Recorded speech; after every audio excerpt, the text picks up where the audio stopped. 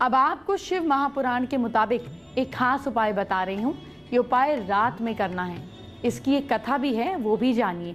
इस उपाय को करने वाला और कथा को जानने वाला धनवान बनता है। छोटा सा उपाय है, शिवलिंग के पास रोज रात को लगाएं दीपक। पुराने समय से ही ऐसी परंपराएं हैं कि जिनका पालन करने पर सभी सुखों की प्राप्ति होती है। इन प्रथाओं का पालन न करने पर कई समस्याओं का सामना करना पड़ सकता है। शुभ फलों की प्राप्ति के लिए एक परंपरा है कि रोज रात के समय शिवलिंग के समक्ष दीपक लगाना चाहिए। इस उपाय के पीछे एक प्राचीन कथा बताई गई है। वो ये, गुणनिधि नाम का एक शख्स था। वो बहुत गरीब था और वो भोजन की खोज में लगा हुआ था। इस खोज में रात हो गई और वो एक शिव मंदिर में पहुंच गया। गुणनिधि ने सोचा कि उसे रात्रि में विश्राम करना चाहिए, किसी भी मंदिर में जाके सो जाना चाहिए। रात के समय वहाँ बहुत अंधेरा हो गया।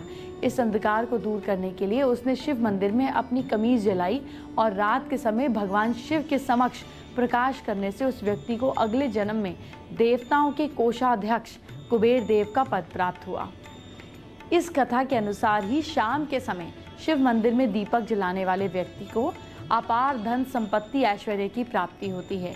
इसीलिए नियमित रूप से रात के समय किसी भी शिवलिंग के सामने दीपक लगाना चाहिए। दीपक लगाते समय ओम नमः शिवाय मंत्र का जाप करना चाहिए। आइए बात करते हैं आज की स्पेशल एस्ट्रो टिप का। देखिए, आज मैंने सैलरी बढ़ाने की बात करी, तो जाहिर है जो आपको टिप दूंगी वो भी सैलरी से रिलेटेड दूंगी। अगर आप अपनी सैलरी का कुछ परसेंटेज, चाहे 1%, चाहे आधा %, किसी गरीब ज़रूरतमंद इंसान की रिस्पॉन्सिबिलिटी उठाने में लगाते हैं, जैसे किसी की लंबी बीमारी है उसकी दवाई की, किसी के बच्चे की एजुकेशन की, किसी ऐसे काम की जो रेगुलर चलता जाए और आपका परसेंटेज भी सेट हो जाए, तो आपको ज़िंदगी में कभी भी किसी भी चीज़ की दिक्कत नहीं आएगी। क्योंकि जब आप रिस्पॉन्सिबिलिटी से अपनी इनकम को शेयर करते हैं तो आपके पास कमी होने का सवाल ही नहीं आता। मेरी क्लास में आपका स्वागत है। आपकी हथेली में कुछ ऐसे निशान होते हैं जो शुभ होते हैं और कुछ ऐसे निशान होते हैं जो अशुभ होते हैं। आज आपको दोनों के बारे में बताने वाली हूँ।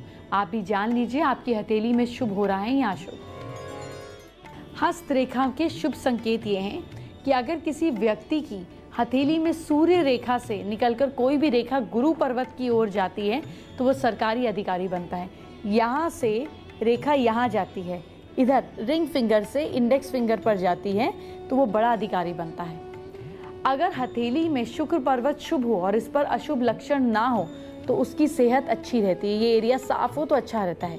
शुक्र पर्वत ये वाला जो पार्ट है ना, इसको कहते हैं। अगर यहाँ पे कोई कटपट के निशान नहीं है, जाल नहीं बनता है, क्रिस क्रॉस नहीं है, क्लीन और उठा हुआ एरिया है, तो ये बहुत अच्छा माना जाता है। अच्छी सेहत, अच्छी मेंटल हेल्थ को भी दिखाता है। शुक्र पर्वत के आसपास जीवन रेखा होकर अगर बुध पर्वत की ओर जाने वाली रेखा को स्वास्थ्य रेखा कहते हैं। मतलब ये जो कनेक्शन है इसको जो है स्वास्थ्य रेखा कहते हैं।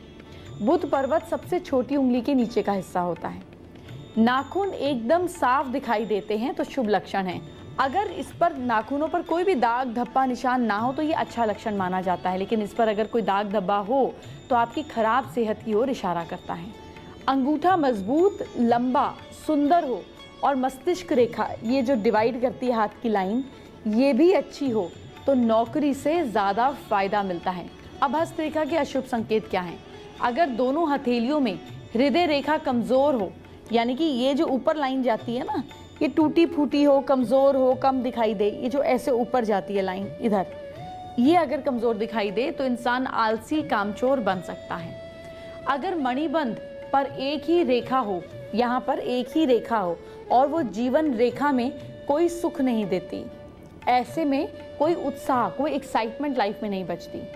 हथेली के दोनों मंगल पर्वत दबे हों, ये हिस्सा भी दबा हो और ये हिस्सा भी दबा हो, अंगूठे के बिल्कुल ऊपर ये हिस्सा भी दबा हो और ये इस इधर ऊपर का हिस्सा ये भी दबा हो, तो आपकी लाइफ में कोई उपलब्धि, कोई विल पावर वाला काम आप नहीं कर पाते।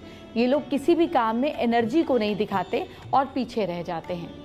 किसी की हथेली में भाग्य रेखा के पास धन यानी कि प्लस का निशान हो, यहाँ पर भाग्य रेखा के पास प्लस का निशान हो तो ये लोग कष्ट प्राप्त करते हैं, यानी कि क्रॉस बन गया। अगर मस्तिष्क रेखा बहुत ही छोटी हो, ये आधा डिवाइड करने वाली लाइन ये बिल्कुल छोटी सी हो, ये यहीं तक हो, तो भी इंसान को बहुत कष्ट होते हैं।